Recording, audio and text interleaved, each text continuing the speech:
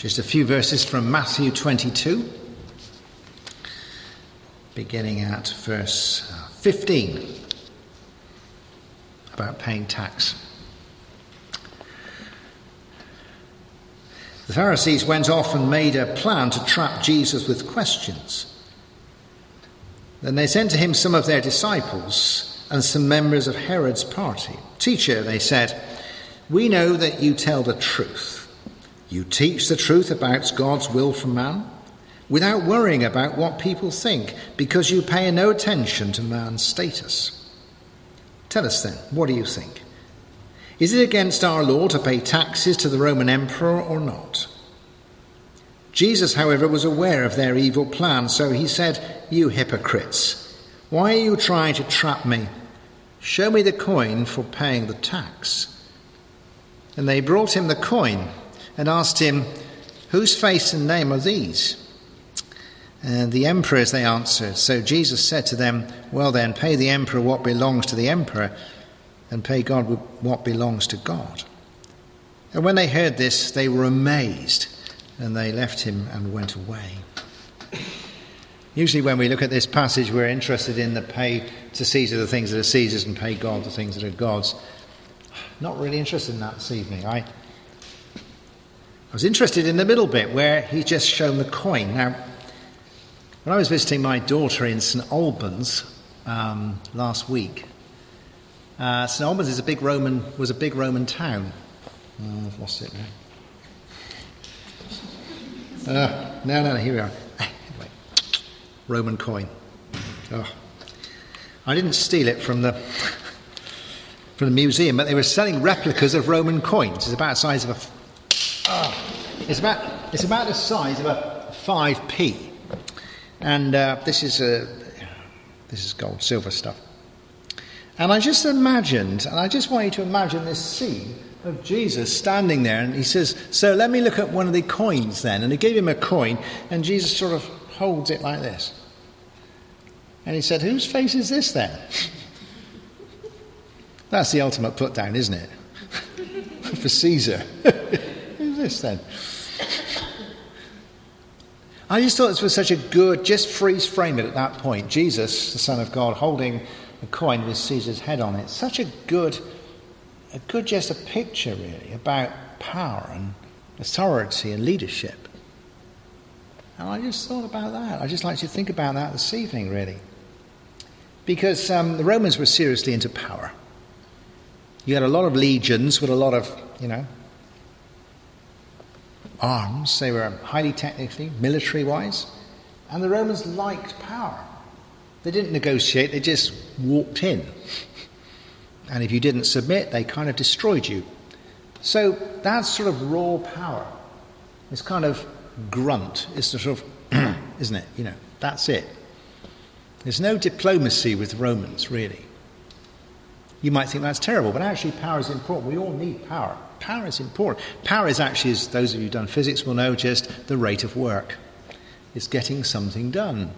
I remember when we were in Nottingham, we visited a preserved Victorian water pumping station at Papelwick. And when they had beam engines with these, and the cylinders were about this big, and this thing was going like this, and it was a really good sound of power, just power, Fantastic. The ability to get something done. We need power. We all need power. The band, we get no power, no nothing really. We need power. But people exercise power as well. I mean, the Romans exercised just power. The British, we've exercised lots of power. We used to count our battleships, sort of thing. I worked for the army. We used to exercise our power, running around in tanks and things, And then there's political power. There's a lot of political power. The government can make laws, and we've got to keep them. That's power. You do this. You pay this. I'm still doing my tax form. I'm still having an ongoing discussion with a tax man. I can't understand it really. Whatever you do with tax, they're always right, aren't they? Extraordinary, isn't it? And they also have a different sort of maths. I don't understand it at all. It always comes out to their figure at the bottom. But in the end of the day, you've got to pay. It's the power. All the way down the line, through the Cornwall Council to the Town Council to the Traffic Warden. It's all power. You can't park there, mate. You've all got power in your lives. Some of you say, I don't like power, but you've got it. When you meet somebody, you have the power to welcome them or to reject them. We have power to forgive or to be resentful, to change things or not. It's a funny thing to think, I cannot avoid having power. You really cannot do it. And so that human side, I thought, Jesus looked at this. But it's always limited. It always runs out. Or it's always, there's always an end to somebody's power. You say, well, you just can't do it. Just can't do it. Whatever, can't do it.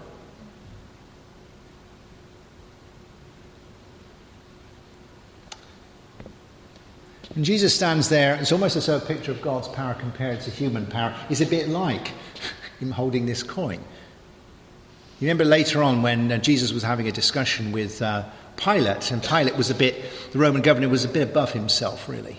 And he said, well, of course, he said, you must speak to me because I could have you crucified or I could have you released. And what has Pilate got? His peacetime.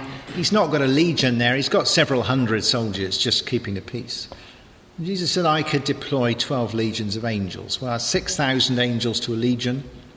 That's a lot of angels. You think you'd only need one, really, wouldn't you? But that's a lot of power. A lot of power. Remember the first time I took off in a fast aircraft, the amazing sense of being, pushed into the back of the seat, and I thought, how fast is this thing going to go? That was about 1965, and it was a very slow aircraft, but I thought it was really powerful at the time.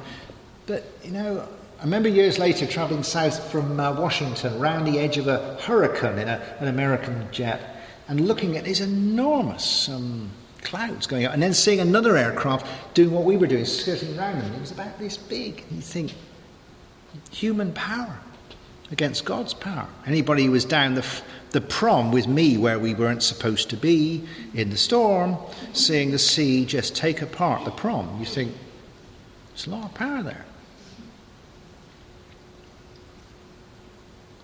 But it doesn't always look like that, does it? We're always stuck with human power. We see human power, and you don't see God's power. We believe in God's power, but it doesn't always seem to be doing much. Well, if you have real power, you don't have to make a fuss about it.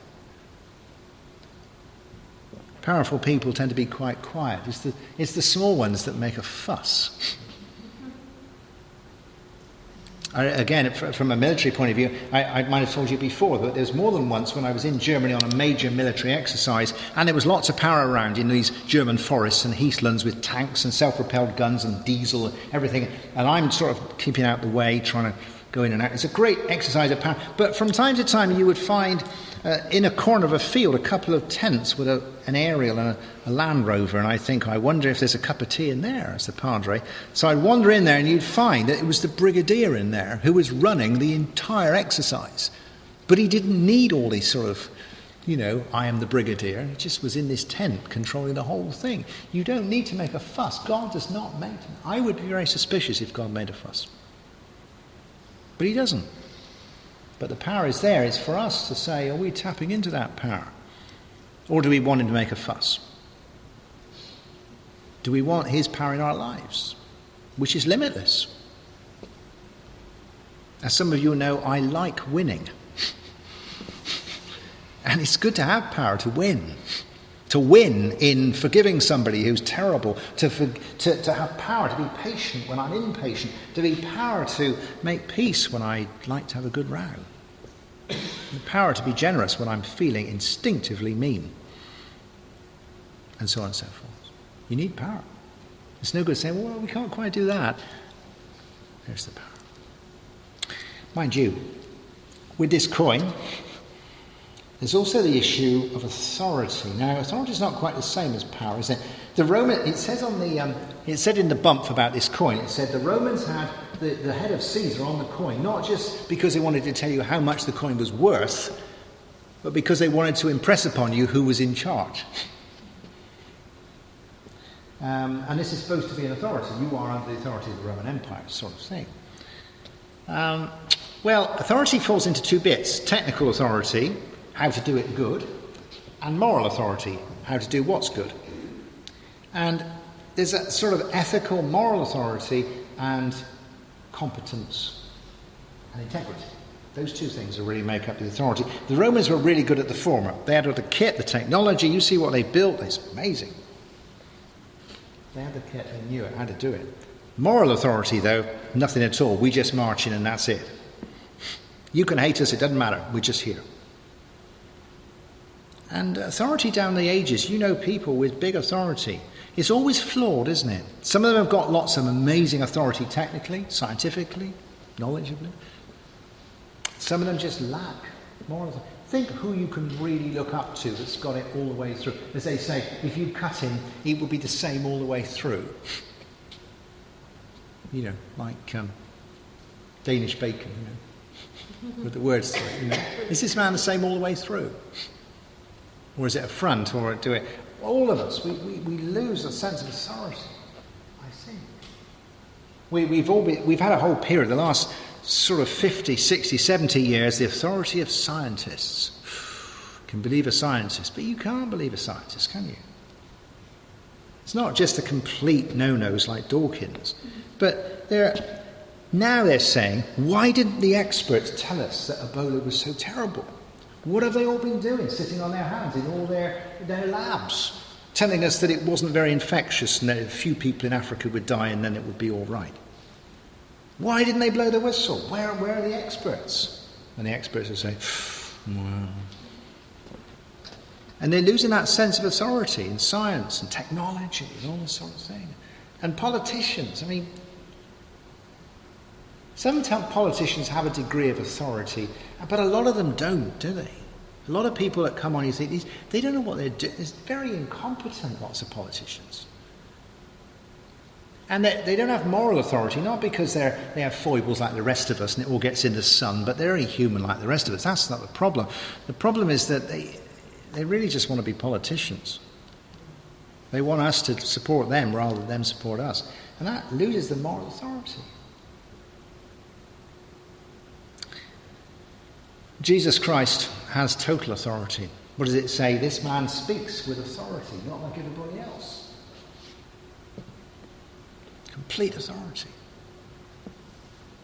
Jesus Christ was the brightest man that ever lived. It's good to know somebody who's competent.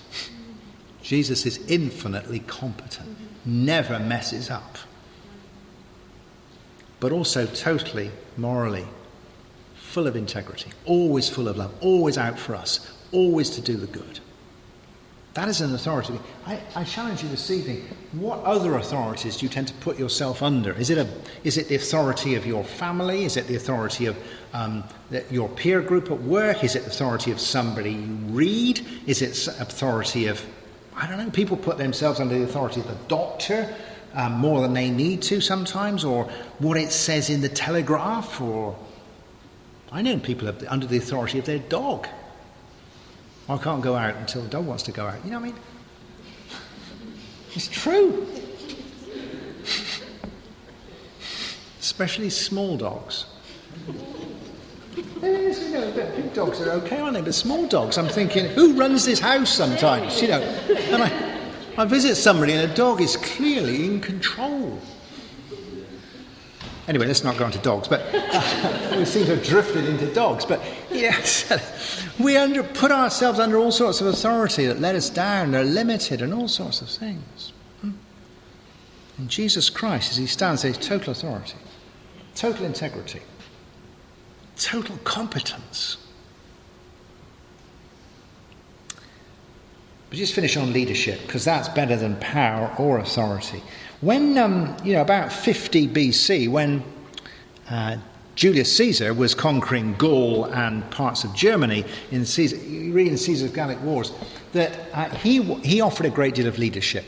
He used to eat with his men in the forest, he used to sleep with them, and he used to share all their hardships.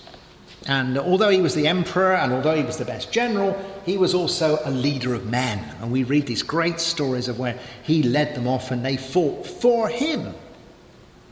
And whether it's Nelson or whether it's any of the great sort of generals, very often it was that the men would fight for them, not just for the cause.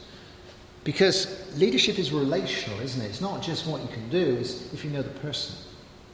I've met so many people with power and some with authority who are not leaders.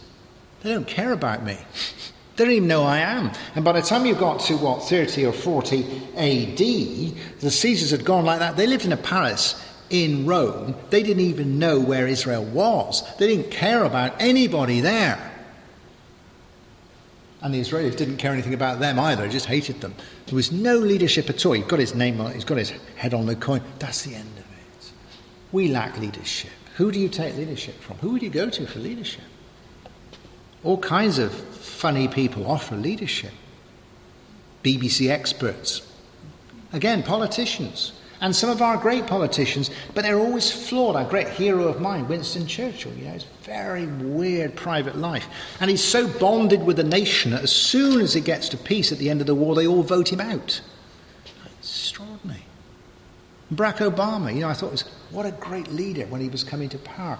And now you feel he's a nice bloke, but perhaps he makes better speeches than he quite does the leadership bit. Leadership always disappoints, but not the leadership of Jesus. As he stood there with this coin, you really feel with Caesar, he's not offering any leadership, and anyway, Caesar's dead. Jesus is there, the man is there, and he's got his disciples with him. And they're not disciples because they were impressed with his power, although they were. There's already some miracles in this bit of stage of the gospel. They were impressed with his authority, but they're not there because of the authority. They're actually there because he called them to follow him. His leadership. Come and be with me. He didn't say come and see me do miracles, or come and listen to sermons, or come and be under my authority. He just said come with me. It's a relationship. That's why we're here tonight. That's why we're here tonight. And that's why I became a Christian. Not because I knew God made the world, which is very impressive, and I knew he knew more about it than I did, which is also impressive. But that he just said, follow me. It's a relational thing. God cares about you. Jesus Christ is somebody who is worth following. And whatever we do with our theology, and whatever we do with our sophistication, never lose this sense that I got when I was a boy, that it is great to follow Jesus. That's what we're about tonight. His greatness, my smallness, but I follow him. And at every time where I am weak, where I'm lost, where somebody else is saying the wrong thing, where I feel I just can't up to it, I can say to the opposition, I'm with him. It's like one of my kids used to say, it's my dad. He's a leader.